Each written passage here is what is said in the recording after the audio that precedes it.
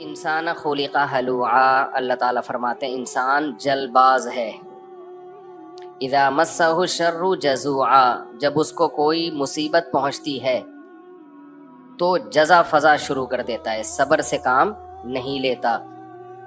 وَإِذَا مَسَّهُ الْخَيْرُ مَنُوعًا، اور جب اس کو کوئی پیسہ میسا ملتا ہے، دولت آتی ہے اس کے پاس، تو کنجوس بن جاتا ہے، اس پہ سانپ بن کے بیٹھ جاتا ہے۔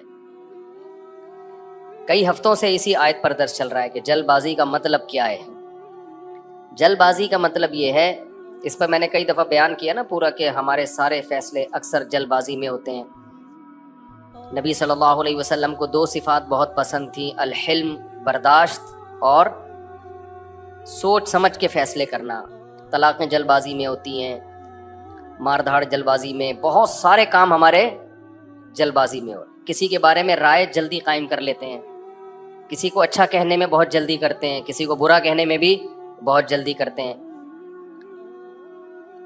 تو اسی طرح جو شخص بھی جس کی دل میں کوئی خواہش پیدا ہوئی، اس خواہش کو فوراً پوری کرنے کی کوشش کرنا، یہ بھی کیا ہے؟ جلد بازی۔ آپ سوچ تو لو بھائی، یہ خواہش پوری کرنے سے آپ کو فائدہ ہوگا، نقصان ہوگا، کہیں لت تو نہیں پڑ جائے گی آپ کو؟ نشہ ہے، دل چاہتا ہے، لوگ کر لیتے ہیں بھائی، اس سے تو آپ تباہ و برباد ہوتے چلے جاؤ گے۔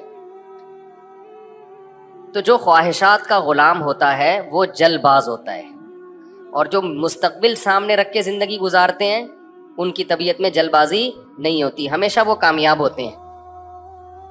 تو یہاں بھی اللہ نے کیا فرمایا کہ جلد بازی کی ایک مثال اللہ نے بیان کی ہے، وہ مثال یہ ہے، اذا مسہ الشر جزوعا، جب کوئی مصیبت پہنچتی ہے نا، ہونا یہ چاہیے مصیبت میں انسان کا دل کرتا ہے ہلڑ بازی کا، ہاں ہو چیخو پکار، ادھر ادھر، ڈپریشن ہوتی ہے اس کو۔ تو جو دل کر رہا ہے وہ آپ کرنا شروع کر دو، اس پہ کنٹرول نہ کرو کہ بھئی اس کا کوئی فائدہ ہوگا یا نہیں ہوگا۔ ایسا تو نہیں کہ میرے اس ری ایکشن سے فائدے کے بجائے الٹا اور زیادہ نقصان ہو جائے۔ تو اللہ کہتے ہیں جلد باز آدمی کیا کرتا ہے، وہ یہ نہیں دیکھتا، وہ بس اپنی خواہش کو پوری کرنے میں لگا ہوتا ہے۔ غم پہنچا ہے تو اس غم کو ہلکا کرنے کے لیے جو مرضی اسے کرنا پڑے وہ کر گزرتا ہے۔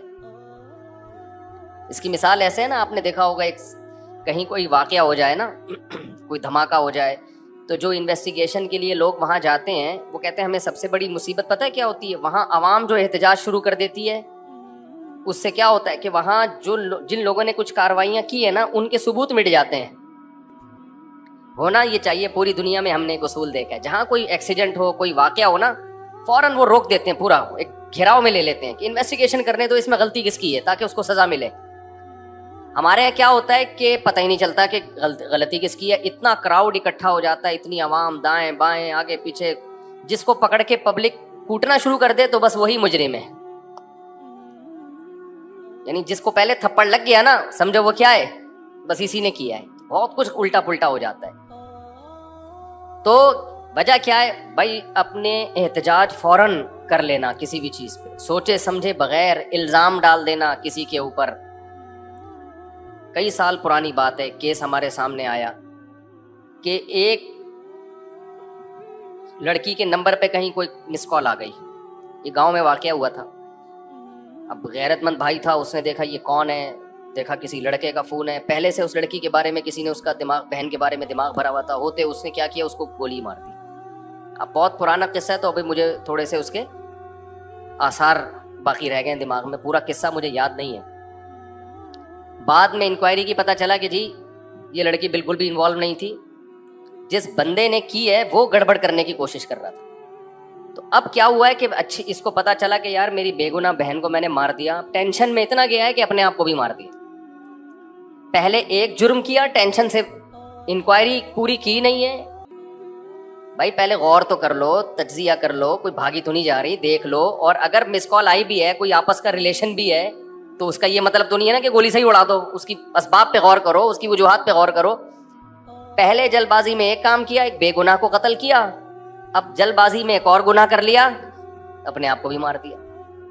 تو ہمیشہ جلد بازی میں انسان سے غلط کام ہوتے ہیں، ٹھیک کام نہیں ہوتے۔ کتنی بڑی سے بڑی ٹینشن ہونا، ٹائم سب سے بہترین مرہم ہے، یہ خوب یاد رکھو۔ جب میرے پاس کوئی پریشان آدمی آتا ہے نا، جس کو کوئی بہت بڑا غم پہنچا ہو اور اس کی حالت خراب ہو رہی ہو، میں اسے ایک بات لازمی کہتا ہوں کہ وقت سے بہترین مرہم دنیا میں کوئی نہیں۔ یہ ٹائم گزار لو، اس ٹائم کو کیا کرو، گزارو بس۔ جیسے جیسے ٹائم گزرے گا نا، حالات اپنے آپ کو خود ہی ایڈجسٹ کرتے چلے جائیں گے۔ اللہ نے انسان کے باڈی میں ایسی ایک لچک رکھی ہے۔ میں نے ایک ڈاکٹر صاحب سے پوچھا، ڈاکٹر صاحب اب پین کلر ایجاد ہو گیا ہے، درد ہوتا ہے، لوگ ٹیکا لگاتے ہیں، پہلے زمانے میں کیا ہوتا تھا؟ داڑھ کے درد کی تکلیف کتنی زیادہ ہوتی ہے نا، داڑھ کا درد ہو رہا ہو، اب تو پین کلر کھا لیتے ہیں لوگ۔ تو کیا کرتے تھے؟ 2-4 دن کے بعد تو مرنے لگتے ہوں گے۔ انہوں نے کہا اللہ نے ایسا سسٹم بنایا ہے، پین جب زیادہ عرصہ چلتا ہے نا، باڈی یا تو وہ خود ہی باڈی اس کو کم کر دیتی ہے، یا وہ فیل ہونا کم ہو جاتا ہے۔ تو اللہ بھی تو ہے نا، اللہ کے میاں کا بھی تو ایک سسٹم ہے بنایا ہوا۔ جیل میں جو لوگ قید میں چلے جاتے ہیں، لمبے لمبے عرصے قید رہتے ہیں، جب وہ چھوٹ کے آتے ہیں بتاتے ہیں کہ شروع میں ہم 2-3 دن خودکشی کے خیال آتے تھے اس کوٹری میں، یار کیسے نکلیں گے، کہاں جا کے سر ماریں، کہہ رہے ہیں 1 ہفتہ 2 ہفتہ 3 ہفتہ 4 ہفتہ، اس کے بعد یوز ٹو کیا ہو گئے۔ ایک آدمی 4 سال جیل میں رہ کے آیا، 4 سال، کہتا ہے 4 سال میں نے دھوپ، اچھا بھلا آدمی بھی بہادر آباد اور ڈیفینس کا جو لگژری لائف اسٹائل میں ٹائم گزارا۔ میں نام نہیں بتاؤں گا، بدنام ہو جائے گا بیچارہ، ایسا نہ ہو مزید کوئی رشتہ ہی نہ دے اس کو۔ مدیز اس لیے کہ شادی شدہ ہے، خیر اس وقت کمارا تھا وہ، تو وہ کسی شبہ میں اٹھا کے لے گئے اس کو۔ اچھا بھلا ڈیفینس یا بہادر آباد کا لڑکا تھا، بہادر آباد بھی اچھا ایک ایسا علاقہ ہے، لگژری لائف اسٹائل میں پلا، زیادہ ٹائم اس کا یورپ اور یعنی یورپ میں گزرا ہے، کسی شبہ میں اٹھا لیا اس کو۔ 4 سال اس نے دھوپ نہیں دیکھی، کہہ رہے میں جب اندر گیا ہوں نا، ایک پپو فیملی کا، برگر فیملی کا بچہ اندر گیا تو کیا حال، لیکن کچھ چیزیں سنی بھی تھیں، علماء کی تقریریں، کچھ صبر سے متعلق، کچھ ایک کہ بھائی جب مصیبت اللہ کی طرف سے آتی ہے اس میں اجر اللہ کی طرف سے، بھائی قصور تو نہیں تھا اس کا، اب یہ تو اللہ کی طرف سے مصیبت ہے۔ نبی صلی اللہ علیہ وسلم نے فرمایا ایک کانٹا بھی چبھتا ہے نا، اس پہ بھی اجر ملتا ہے، اللہ تھوڑی غافل ہے، ہر چیز آزمائش ہے ہمارے لیے، خوب سمجھ لو، اتفاق سے کچھ بھی نہیں ہو رہا۔ یہ جو ہم سمجھتے ہیں نا بائی چانس ایسا ہو گیا ہے، یہ ہمیں دیکھنے میں ایسا لگ رہا ہوتا ہے، ورنہ بائی چانس کچھ بھی نہیں ہوتا۔ جو کچھ ہو رہا ہے اللہ کے ارادے سے ہو رہا ہے، خوشی بھی پہنچ رہی ہے اللہ کے ارادے سے، غم بھی پہنچ رہا ہے اللہ کے ارادے سے۔ تو نبی نے فرمایا کہ جس کو خوشی پہنچتی ہے نا مسلمان کو، کافر کو خوشی پہنچتی ہے کہتے بائی چانس، یہ ہو گئے میری لک ہے، وہ لک کہتا ہے اس کو، لک ہے۔ ایک دفعہ میں ایک ڈاکومنٹری دیکھ رہا تھا، یہ جو کروڑوں اسپم ہوتے ہیں نا جو ماں کے رحم میں جاتے ہیں، جن میں سے ایک کو اللہ سلیکٹ کرتے ہیں انسان بنانے کے لیے، تو ڈاکومنٹری میں کسی گورے نے لکھا ہوا تھا کہ آئی ون دس میچ، یعنی کروڑوں خربوں میں میں یہ میچ جیت گیا۔ ٹھیک ہے، او بھائی تو نہیں جیتا ہے، یہ سلیکشن کس کی ہے؟ اللہ کی ہے۔ وہ کہہ رہے ہیں بھی بائی چانس ہو گیا کہ میں پیدا ہو گیا، بائی چانس کوئی بھی نہیں ہوتا، سب کس کا ارادے سے ہو رہا ہے؟ اللہ کے۔ اللہ نے تجھے پیدا کرنے کے لیے کمبخت سلیکٹ کیا ہے، اور اللہ پھر کہہ رہے ہیں نحن خلقناکم، ہم نے تمہیں پیدا کیا، ہمارا احسان ہے، تو اب اس احسان کا بدلہ دو۔ تو جہاں آپ یہ کہیں گے نا اتفاق سے ایسا ہو رہا ہے، وہاں خوشی پہ اتراؤ گے بھی اور غموں پہ ٹینشن میں بھی آؤ گے، یار کیوں ہو گیا میرے ساتھ۔ اچھا ہٹلر کتنا روتا رہتا آخری عمر تک، تبھی پھر خودکشی کر لی اس نے کہ یار 1 ہفتہ پہلے میں رشیا پہ اٹیک کر دیتا، ہاں یار کتنی بڑی غلطی ہوئی ہے مجھ سے۔ وہ کہتے ہیں ایک ہفتہ پہلے اٹیک کر دیتے نا تو رشیا کا نقشہ کچھ اور ہوتا۔ وہ 1 ہفتہ رہ گیا، پتہ نہیں پولینڈ کے کس کے چکر میں رہ گیا، تو وہ رشیا نہیں اٹیک کر کے اس کی ایسی کی تیسی کر دی، تو روتا رہتا تھا وہ۔ ابے روتا رہتا نہیں، تو نے جو کچھ حرکتیں کی ہیں تو اللہ نے تجھے کیا دیا اس کا بدلہ۔ خیر تو توبہ کر لیتا، مسلمان ہوتا تو کیا کہتا یار اللہ کی طرف سے چپت لگ گئی ہے میرے، اب توبہ استغفار کر لو۔ اور توبہ ایسی خاندانی چیز ہے یار، کچھ بھی ہو جائے۔ ہٹلر مسلمان ہوتا، کہتا میں نے ہزاروں لاکھوں انسانوں کو قتل کر دیا، بند کمرے میں جا کے گڑ گڑا لیتا اللہ سے معاف کر دے اللہ، دنیا کو نہیں پتا چلتا، اللہ کیا کر دیتا معاف۔ لیکن چونکہ کافر تھا تو کیا ہوا ہے، اس نے قوم کا مجرم تھا وہ، اس نے کہا کیا کر سکتے ہیں، اس کو پتا تھا پبلک نہیں چھوڑے گی، تو اٹھا کر کے مارکیٹ سے اپنے آپ کو شارٹ کر لیا۔ انجام بھی برا، زندگی بھی بری۔ مسلمان کی زندگی بری ہو، کم از کم انجام اچھا اس کے اختیار میں ہوتا ہے، یار اللہ کو منا لو۔ اللہ کہتا ہے 100 انسانوں کے قاتل کو بھی میں بخش دوں گا۔ خیر میں وہ واقعہ سنا دوں میں، تو وہ کیا ہوا ہے کہ وہ بہادر آباد کا پپو بچہ جو ہے نا کہاں چلا گیا؟ جیل. اب علماء سے اس کا تعلق تھا, ماشاءاللہ داڑھی بھی رکھی ہوئی تھی اس نے, کہ یار اب یہ غم کس کی طرف سے ہوتے ہیں؟ اللہ کی طرف سے. تو مجھے اپنا قصہ سنا, میں نے کہا یار 4 سال میں تو دھوپ میں نا ایک دن نہ بیٹھوں میں ڈپریشن میں جانا شروع ہو جاتا ہوں. جو بند کمروں میں لوگ سارا دن بیٹھے رہتے ہیں پتہ نہیں کیسے. ہم نیچر سے جس کو بھی محبت ہوگی نا وہ دھوپ نہیں چھوڑ سکتا بھائی. بکریاں مرغی انڈے نہیں چھوڑ سکتا, دھوپ نہیں چھوڑ سکتا. وہ بکریاں مرغی تو چلو زیادہ ہو گیا لیکن دھوپ نہیں چھوڑ سکتا وہ. تو میں نے کہا 4 سال اب کیسے بند کمرے میں رہے ہیں؟ اور بھی قیدی تھے. کہہ رہے میں 2-3 دن تو ٹینشن میں رہا. پھر میں نے کہا اچھا یہ بھی نہیں پتا کہ نکلیں گے کب یہاں سے. یہ پتا ہو نا آدمی کہتا ہے چلو 4 سال میں دن گننا شروع کر دو. یہ بھی نہیں پتا نکلیں گے ہی بھی نہیں نکلیں گے.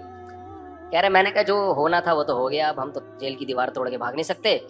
تو کہہ رہے میں نے کیا کیا, پھر وہاں پر میں نے اٹھک بیٹھک اور ایکسرسائز شروع کر دی کہ بھائی ٹائم کیا کرو پاس کرو. ٹھیک. کہہ رہے اس کا فائدہ یہ ہوتا ہے 400 دفعہ میں بیٹھ کے, کیونکہ اور تو کوئی کام ہی نہیں ہے اسٹیمنا بنانے کے علاوہ.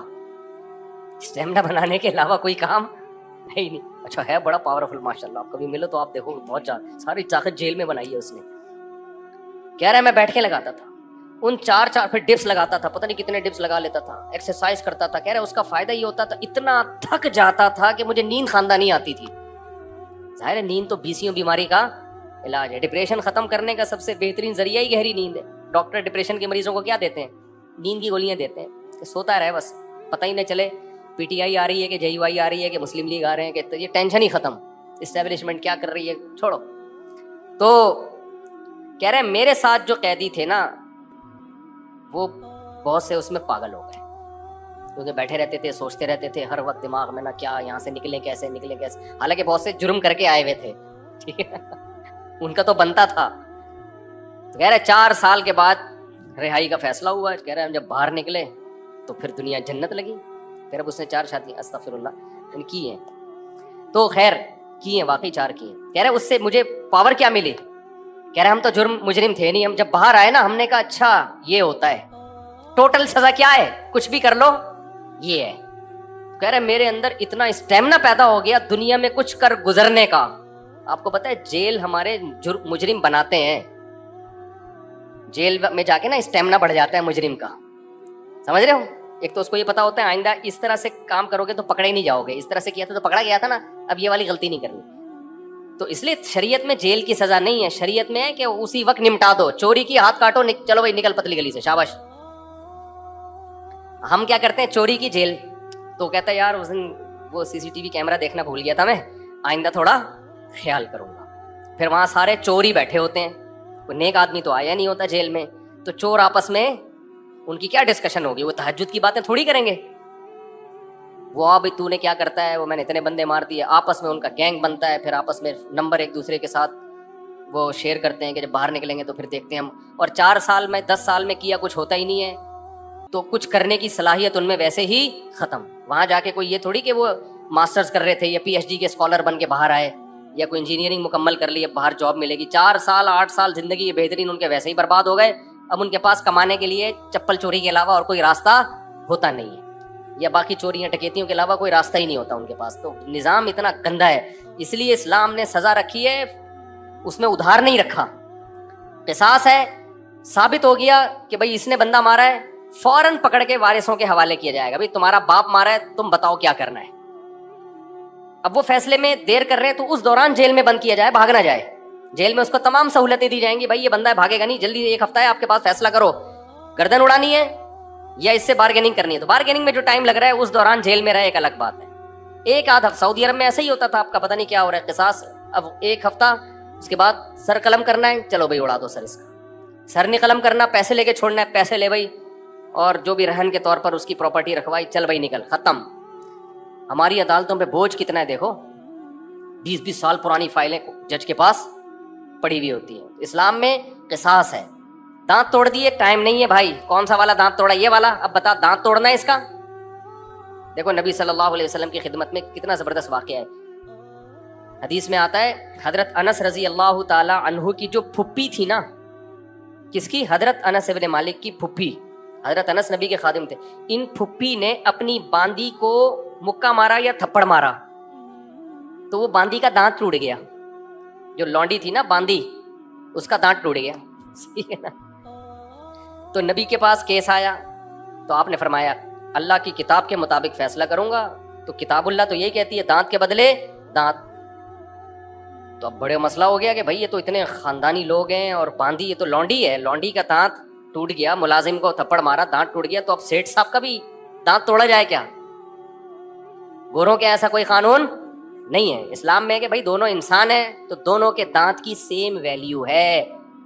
تو نبی نے فیصلہ کیا دانت کے بدلے دانت توڑا جائے گا. یہ بھی نہیں دیکھا کہ انس بن مالک میرے شاگرد ہیں, 10 سال میری خدمت کی ہے, تو اتنی خدمت گزار ہیں تو ان کی پھوپھی کے ساتھ میں رعایت کروں. فرمایا نہیں, میں فیصلہ کروں گا کتاب اللہ کے مطابق. تو کتاب اللہ میں کیا تھا؟ دانت. اچھا باندی کو یہ توقع نہیں تھی کہ میری جو مولا ہے, آقا ہے, اس کے دانت توڑے جائیں گے. ان لوگوں کو یہ توقع نہیں تھی. تو جب نبی نے فیصلہ کیا نا تو پھر انہوں نے پھر معاف کر دیا کہ بھائی, انہوں نے کہا کہ یہ تو ہماری مولا ہے, مالکن ہے, میں اس کا دانت کیسے توڑ سکتی ہوں. تو پھر انہوں نے خود ہی معاف کر دیا. تو پھر نبی نے, کیونکہ اس کو حق ہے, تو کیس 2 منٹ میں کیا ہو گیا, ختم. اگر انگریز کی حکومت ہوتی یا ہماری پاکستانی حکومت ہوتی, اب تک چل رہا ہوتا وہ کیس. دونوں مر چکے ہوتے, دونوں قبروں میں جا چکے ہوتے, ابھی تک ان کے دانت کے کیس کی فائلیں بولو موجود ہوتی, اور پوسٹ مارٹم ہو رہا ہوتا کون سا والا دانت ٹوٹا تھا, ہلا تھا یا ٹوٹا تھا, ان کے مکے سے ٹوٹا. ایسا گندا غلیظ نظام ہمارے اوپر مسلط ہے, اس میں انصاف کے علاوہ سب کچھ ملے گا آپ کو. تو اسلام نے کیش سزائے رکھی ہے, ٹھک ٹھک ٹھک کر کے, کہ بھائی تھپڑ کے بدلے میں کیا ہے, تھپڑ. تو قصاص کا نظام رکھا ہوا ہے اللہ میاں نے بڑا زبردست. وَكَتَبْنَا عَلَيْهِمْ فِيهَا أَنَّ النَّفْسَ بِالنَّفْسِ وَالْعَيْنَ بِالْعَيْنِ وَالْأَنْفَ بِالْأَنْفِ وَالْأُذُنَ بِالْأُذُنِ وَالسِّنَّ بِالسِّنِّ وَالْجُرُوحَ قِصَاص. کیا زبردست آیت ہے. اللہ فرماتے ہیں ہم نے لکھ دیا ہے, آنکھ کے بدلے آنکھ. کسی نے تمہاری آنکھ پھوڑی ہے, تم کورٹ میں جاؤ گے, جی اس نے آنکھ پھوڑی ہے, یہ ثابت کرو گے, دلائل سے ثابت کر دیا, کورٹ کہے گی تو بھی پھوڑ دے اس کی یہ والی آنکھ. البتہ یہ کام ڈاکٹر سے لیا جائے گا, ویسا نہ وہ پھوڑنے پھاڑنے میں کچھ اور ہی نہ پھوڑ پھاڑ دے, اتنا لمبا چھرا مارے کہ پیچھے سے ہی نکال دے. تو اس میں ماہرین سے مدد تو لی جائے گی, لیکن یہ ہوگا بھائی آنکھ ضائع کی ہے تو تمہاری بھی آنکھ ضائع کی جائے گی. دانت توڑا ہے, سن بسنی, دانت کے بدلے دانت. سمجھ رہے ہو؟ تو یہ پوری قرآن نے ڈیٹیل بیان کی ہے. یہ ہوتا ہے انصاف, اٹ از کالڈ انصاف. اس میں جس نے جرم کیا شراب پی کے آیا تھا یا بغیر شراب کے کیا ہے, اس سے کوئی فرق نہیں پڑتا. یورپ امریکہ میں ہوتا ہے پی کے آپ نے دانت توڑ دیا تو کہتے ہیں سزا ہلکی ہے, کیونکہ آپ پیے ہوئے تھے, آپ کو ایکچولی پتہ نہیں تھا کہ میں کیا کر رہا ہوں. اسلام کہتا ہے پینا یہ آپ کا ہیڈ ایک ہے, جو جرم پینے کے بعد ہوگا آپ کو اس کی پوری پوری سزا ملے گی. تبھی اسلام میں احناف کا یہ موقف ہے کہ شراب پی کے طلاق دے دی تو ہو جائے گی. آپ یہ نہیں کہہ سکتے کہ میں نشے میں تھا, ہو جائے گی طلاق. کسی حدیث سے نہیں ہمیں پتہ چلتا کہ نشے میں طلاق واقع نہیں ہوتی, خوب سمجھ لو. تو اگر شراب کسی نے خود پی ہے تو وہ اس کا ایسا نہیں ہے کہ اپنے تصرفات اس کے کالعدم ہوں گے, تو بندہ مارے گا. شراب پی کے بندہ قتل کر دیا نا تو شرابی سے قصاص لیا جائے گا.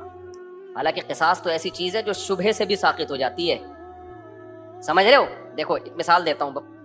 آپ نے ڈنڈا گھمایا, کسی کے سر پھوڑ دیا, وہ مر گیا, تو قصاص نہیں ہے, آپ کو قتل نہیں کیا جائے گا, دیت دی جائے گی. وجہ اس کی ہے کہ اس میں اس بات کا امکان تھا کہ ہو سکتا ہے یہ قتل نہ کرنا چاہ رہا ہو, غلطی سے بندہ مر گیا ہو. جیسے موسیٰ علیہ السلام نے تھپڑ لگایا تھا قتل کرنے کی نیت سے تھوڑی, تو وہ بندہ ہی مر گیا. اب اس میں قصاص تھوڑی ہے بھائی, ہم نے جان کے تھوڑی مارا ہے. تو ڈنڈے میں اس بات کا امکان ہوتا ہے کہ بھائی ویسے ہی پتھر مار رہا ہو تو قتل کی ارادہ نہ ہو. آلہ جارحہ جسے کہتے ہیں نا, جو قتل ہی کے لیے بنے, بندوق ہے, چاقو ہے, اس سے کوئی مارے گا تو قصاص ہے. سمجھتے ہو کہ نہیں سمجھتے؟ ہاں, ڈنڈے سے کسی نے مارا اور دلائل سے پتہ چل گیا کہ اس کی نیت ہی قتل کرنے کی تھی, وہ ایک الگ بات ہے. لیکن نارملی جو ہے نا, جب قتل کے لیے آلہ جارحہ کا ہونا ضروری ہے. اب مسئلہ یہ ہے, میں بات ہی پتہ نہیں بھول گیا جو بتانا چاہ رہا تھا. یہ میں نے ڈنڈے والی مثال کیوں دی ہے. ہاں دیکھو, میں بتانے کا مقصد یہ تھا کہ ذرا سا بھی شبہ آ جائے نا کہ پتہ نہیں اس کی نیت قتل کی تھی یا نہیں تھی, تو اس کا فائدہ کس کو ہوگا؟ قاتل کو. اس سے قصاص نہیں لیا جائے گا, کیونکہ ہو سکتا ہے یہ قتل نہ کرنا چاہ رہا ہو, غلطی سے بندہ مر گیا ہو, یہ تو سر پھوڑنا چاہ رہا ہو, خالی تھپڑ مارنا چاہ رہا ہو. لیکن شراب پی کے کسی نے بندہ مار دیا نا چاقو سے یا بندوق سے, یہاں شریعت قاتل کو فیور نہیں دیتی. حالانکہ یہ زیادہ فیور بنتا ہے, یار اس کی نیت تھوڑی تھی, تو پی کے ٹہل رہا تھا. تو احناف یہی کہتے ہیں, امام حنیفہ, کہ جب قاتل کو شراب کے بعد اتنا سا فیور نہیں دیا جا رہا, حالانکہ اس کا دماغ کام نہیں کر رہا, تو طلاق تو قصاص سے کم درجے کی چیز ہے. اس میں اگر کوئی پی کے طلاق دے گا نا تو ہو جائے گی. سمجھتے ہو؟ کیونکہ اس کے اس جرم کو फेवर नहीं दिया जाएगा उस पर, क्योंकि पी क्यों तूने। वो कह सकता है ना मैं तो पी हुई थी तो मुझे क्या पता, पीने से पहले तो तुझे पता था ना, पीने के बाद कुछ भी हो सकता है, बंदा भी मर सकता है, बीवी को डिवोर्स भी हो सकती है। या एक मशहूर सवाल है कि पी इसने, सजा बीवी को क्यों दे रहे हो। तो तलाक में शरीयत ने मर्द के तसर्रुफ का एतबार किया है, इसमें औरत की पोजीशन को नहीं देखा है कि वो मजलूम थी या जालिम थी, मर्द की, क्योंकि तलाक कहते हैं मर्द की मिल्कियत से चीज का निकलना, इसमें शरीयत ने ये समझा है नुकसान मर्द का ज्यादा हो रहा है। समझते हो कि नहीं समझते हो। तो अब यहाँ पर भी यही है कि अगर कोई बिला वजह बीवी को तलाक देते तो भी तो औरत का क्या कसूर है, लेकिन फिर भी हो जाएगी। तो हम कहते हैं शराब पी के दे रहा है तो बतरीके औला होगी। तो आजकल बहुत ज्यादा हो रहा है, और फिर लोग फतवे दाएं बाएं से ले आते हैं कि जी वो फलां ने, सऊदीया के मुफ्ती ने फतवा दिया है तलाक नहीं हुई चूंकि पीवी थी, फलां ने फतवा दिया। आज क्या हुआ है, एक आदमी ने खड़े खड़े बीवी को 6 तलाकें दी हैं, सबने यहाँ के मदारिस ने फतवा दिया, तलाकें हो गई हैं। सऊदीया के किसी मुफ्ती से लाइव वीडियो कॉल पे बात की, उस मुफ्ती ने बोला कि मैं किसी फिक्का शिक्का को नहीं मानता, कोई तलाक नहीं है। तो मैंने कहा यही इसके जाहिल होने की दलील है कि 1400 साल से जो इस्लामी कानून मुरतब हुआ आ रहा है, इस जाहिल आदमी को वो पता नहीं है, और ये उठ के आया है इस्लाम सिखाने के लिए। तो ये जो कहते हैं ना फिक्का शिक्का नहीं मानता, इसका मतलब होता है सारे घास खा रहे थे, हम अकेले आए हैं दुनिया में जो अब कुरान और सुन्नत को हमने समझा है। खैर, तो कहाँ से कहाँ बात चली गई, स्पीड बहुत स्पीड मार रहा हूँ आज मैं। हाँ, बहादुर अब्बास से फिर वो जेल से निकले। हाँ, तो ये मैं अर्ज कर रहा था कि इस्लाम का निज़ाम कितना बेहतर है यार। जिना किया है 100 कोड़े मारो, छोड़ दो बस उसको, फिर मलामत ना करो उसको। शादीशुदा ने जिना किया, रजम करो, किस्सा खत्म, चलो भाई। कमारे ने जिना किया, 100 कोड़े दोनों को चित्रौल लगाओ और छोड़ दो उनको। किसी ने जिना की गलत तोहमत लगा दी, 80 कोड़े लगाओ, छोड़ दो, चल भाई। केस नहीं है लंबे लंबे, समझते हो कि नहीं समझते हो, तो लंबे लंबे केस नहीं है। तो हमारे यहाँ तो बहुत ही गंदा निज़ाम चल रहा है यार, अल्लाह बचा के रखिए, जेलों से अल्लाह बचाए। जेलों में खारिज की बीमारियाँ लगती हैं, पता है आप, एक दूसरे की फोड़े फुंसियाँ ट्रांसफ़र हो रहे होते हैं, गंदगी का एक निज़ाम है, बहुत ही गंदा निज़ाम है जेलों का। तो वो साहब जेल में 4 साल जब काट कर आए तो कह रहे हैं में इतना कॉन्फिडेंस पैदा हो गया लेकिन चूंकि बंदा